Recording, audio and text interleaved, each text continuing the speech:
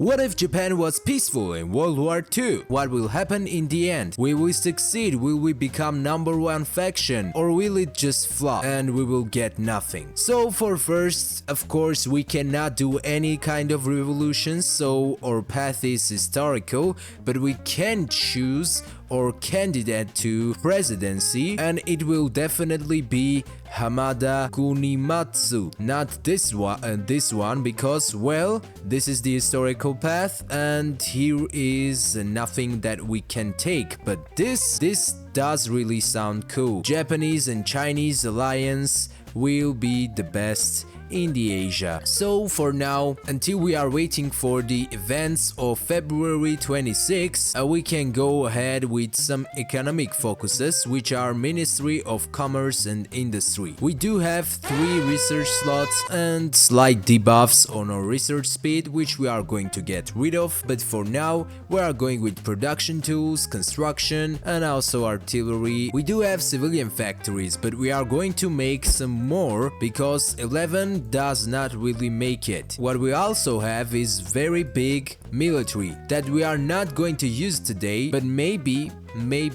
we will use them in case of...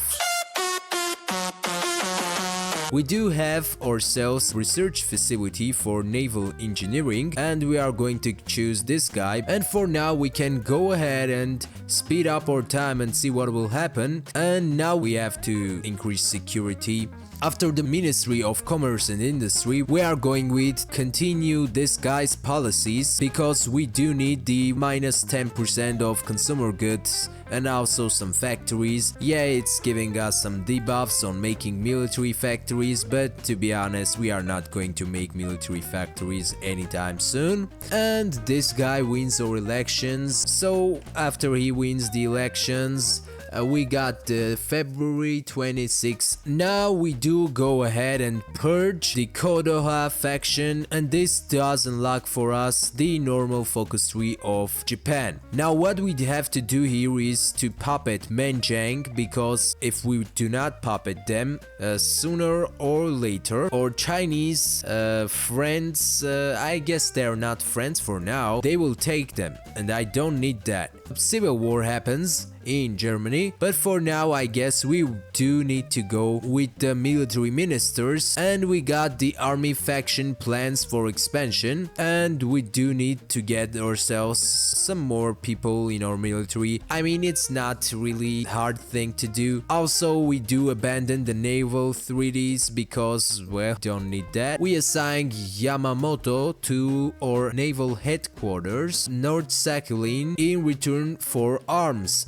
And this looks like the Soviets are planning to actually do a revolution, which is good. Let's go ahead and give them some arms. Yeah, this will add ourselves some debuffs in face of plus 20% of consumer goods, but we don't care about that. Let's now collect our political power and go ahead pick someone from here. As of now, I would have picked this guy, to be honest, because yeah, looks like nobody out of those guys. Okay, this guy looks cool, to be honest, because it's giving us -20% of consumer goods. I'm definitely going with him, okay? So now I can go ahead with revisit the 21 demands, and we also have to click this. 21 demands are visited, and now we can go ahead and establish the Mongol military government. Now we got Vladivostok in return for support. I mean, Vladivostok sounds pretty cool, right? Let's sacrifice 80,000 manpower for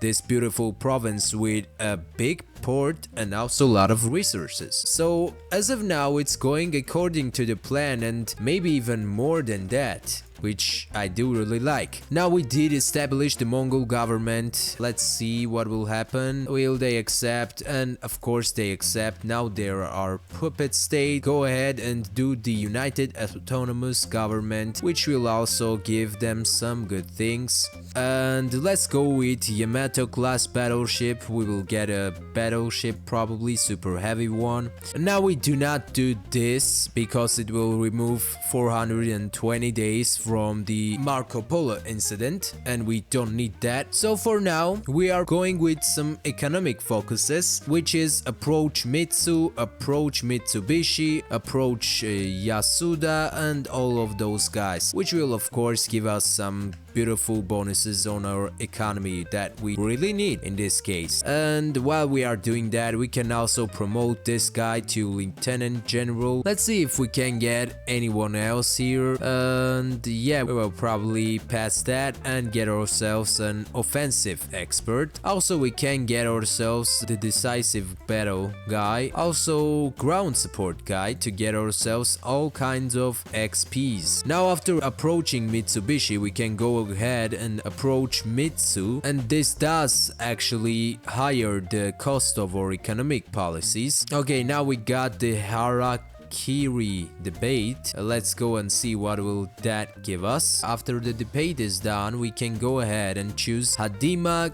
Kinimatsu. And now after this guy is done, we can go ahead and do this focus. Now this will approach to Chinese, which we have better relationships with, but also can go ahead and improve relationships with. And internal struggle erupts. We need to dismiss any of those things, and I'm going to dismiss the army faction. And then we go, Chiang Kai-shek accepts our demands. Let's go ahead actually and target some resistance in Korea, almost all of them. And there we go, we got our focus now, and the Russian Civil War also started, which means that we are very close to getting ourselves some good stuff. Now we can also go ahead and form the alliance with the Chinese and also make some civilian factories. Yeah, looks like we are getting some more civilian factories by the time. We do get some loss of influence there, but it's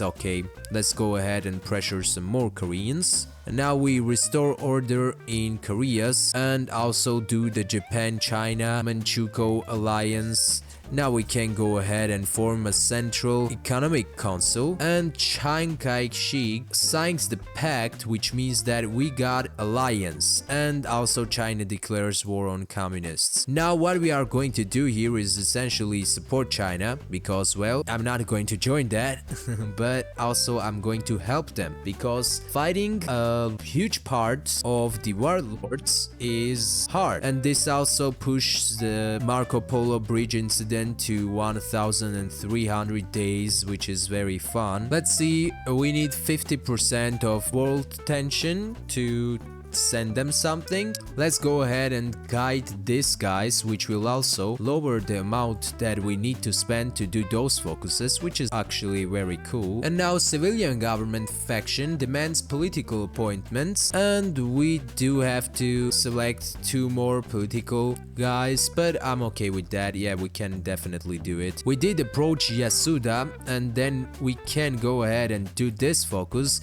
and then go ahead and do this focus, which will also give us research slots, which is very cool. Manchukuo is doing some things, yeah, independence war. The thing is that we cannot really fight them back, so sorry, but we have to leave you alone. I hope they will not attack us later on, but yeah, independence war, I mean, I can't do anything with that, and you basically know that. If they will attack us, we will have to attack them back, you know. We are not going to stand before them so they can beat our asses, but also we are not going to attack them, and yeah, they just attack us. Listen, this is not challenge ruined, basically, because we didn't predict it, and I didn't want it, but they attacked me, so this is a defensive war. It also means that I'm cool here and I can go ahead and do some focuses and stuff like that, because, well, yeah, as you see here.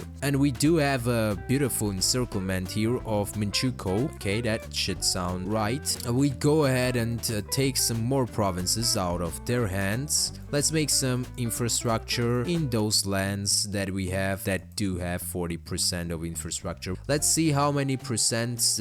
Okay, that was fast. Now they are part of Japanese Empire. This is our first expansion probably, but it was already ours, so I don't feel like it was expansion. Now we can go and pressure CM to get alliance with them, and now we just wait until Italy will respond, and Italy transfers us this province from the Vietnam. Okay, so I forgot to record this, but we did get CM after pressuring them, and after some time we didn't get anything new. We just got China because the timer ended and we just declared war on them. It wasn't my decision, but we did actually declare war on them because of the Marco Polo Bridge incident, which turned out, well, as you see here, with our victory. We tried our best to be peaceful, but because of the constant Marco Polo Bridge incident, we didn't have the opportunity to experience Chinese-Japanese faction. So yeah, this was it. Thank you for watching. If you liked this video, please subscribe and I'll see you next one. Goodbye.